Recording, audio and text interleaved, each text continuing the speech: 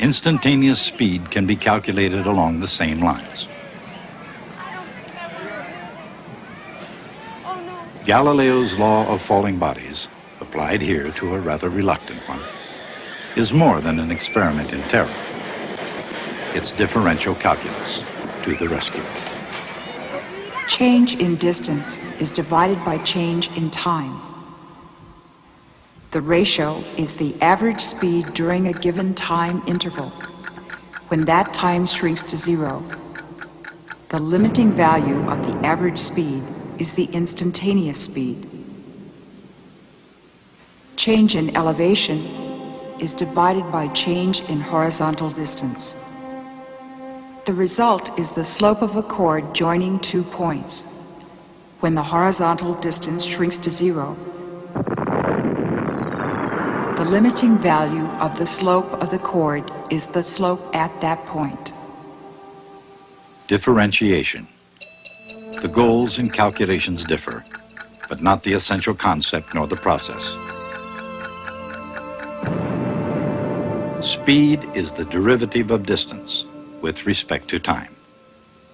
Slope is the derivative of elevation with respect to horizontal distance. In any case, a derivative is what happens to a quotient, a ratio of two numbers, as both top and bottom shrink to zero. Before they actually reach zero,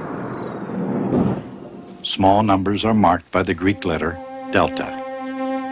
Delta y is a small change in y. Delta x, a small change in x. So delta y over delta x is merely a ratio of two small numbers. When the small numbers shrink to zero, that ratio becomes a derivative, and the deltas become a new symbol, dy over dx, the symbol of the derivative, which means the derivative with respect to x of the quantity y. Once the simple mechanics are mastered, finding the derivative for just about anything is no harder than flipping a switch.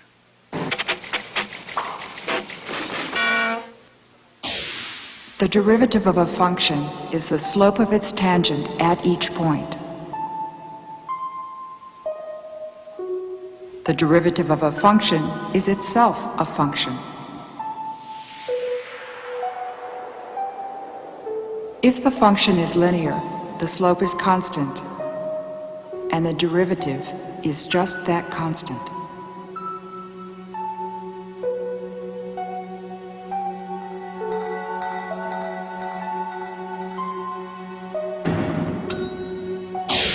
If y equals sine x, then dy over dx equals cosine x.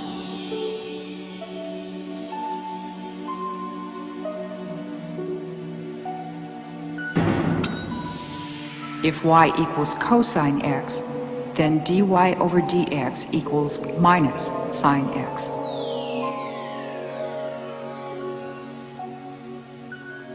Taking derivatives takes a little practice, but it's well worth the effort.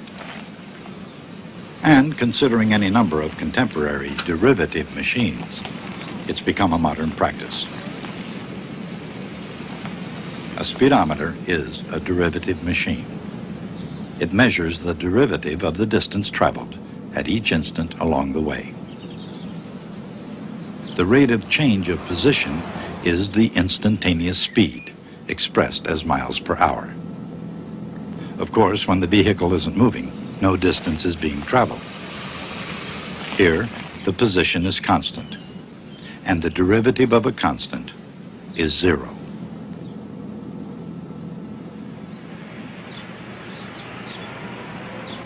Mathematics is a language built on grammatical structure, a collection of rules that both builds and breaks down the composition of the task at hand. Whatever the masterwork, from building a house to composing a symphony, the most complicated task can be broken down in much the same way. Newton and Leibniz developed the tools of calculus that permit the most complex function to be differentiated by breaking it down into simple parts. One of the basic rules of differentiation is the sum rule. Suppose one painter can paint 90 square meters of wall per hour and the other 100. Those are the rates at which areas of the wall are changing color. In other words, they're derivatives. Therefore, every hour, 190 square meters of wall are being painted altogether. That's how the sum rule works. The derivative of the sum is the sum of the derivatives.